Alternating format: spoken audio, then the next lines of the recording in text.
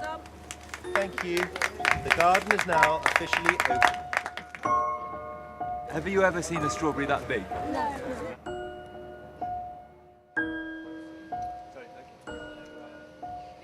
That is harsh. Brilliant, Yeah. spot on.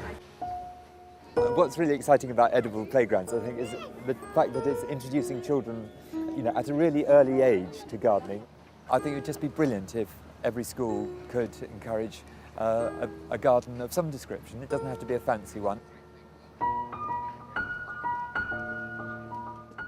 Well, at Hampton Court, I wanted to make a garden that felt intimate for children, because I think children's perception of space is very different to that of adults. Watching the children actually sort of putting their feet on the footsteps has been really fun, watching them religiously going round and round and round.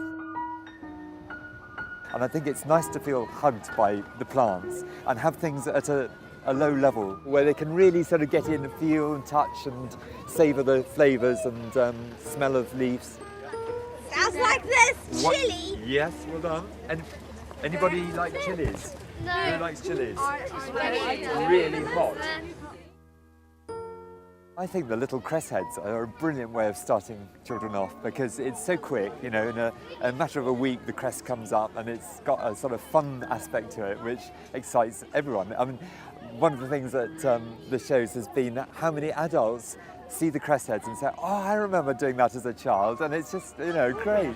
First of all, you see the roots coming out, and then a bit later on, you see the leaf coming out of the seed. And these are broad bean seeds. In the modern school environment, not only is it something of a challenge to introduce horticulture, we know if we can get it into schools, then so many children benefit. There is no more powerful link than the connection with food and growing. Anyone know what you make with wheat? Cereal. Yes, and bread and pizza. Pizza! Yum, yum. Yeah.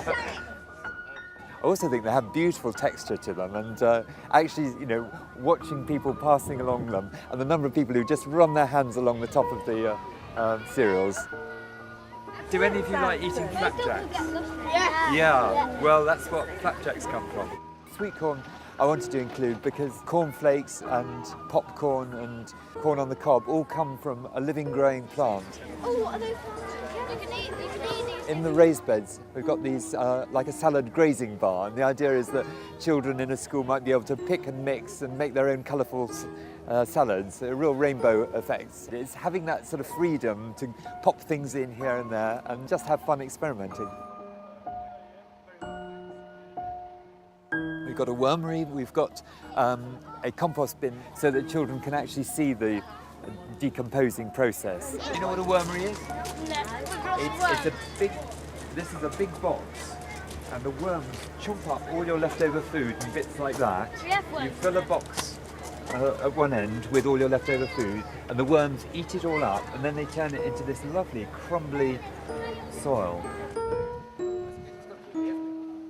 I hope that it will inspire more children and schools, teachers, to encourage children to actually have a go at growing things, because I think there's a world of excitement out there if children are given the chance to do it. Cut off the top of the carrot, put it in some water, and then it takes a little while because they're not very fast growing, but you then get these lovely leaves coming out of the top. You don't have to do anything, they just grow on their own.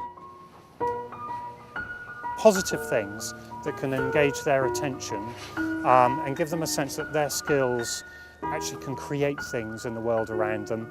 Every time we've done this with the pilot projects we've used, the impact has been transformational, and those schools continue to grow and have committed the time that we had hoped they would commit. Gardening excites all of those interests.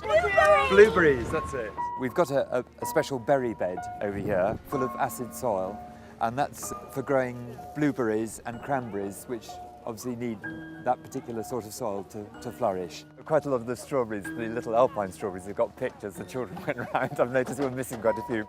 The real satisfaction is seeing children actually interacting with the plants and the garden. I think that gives me as much pleasure as anything. I've had such a buzz from watching 750 children pass through the garden. That just is, fantastic.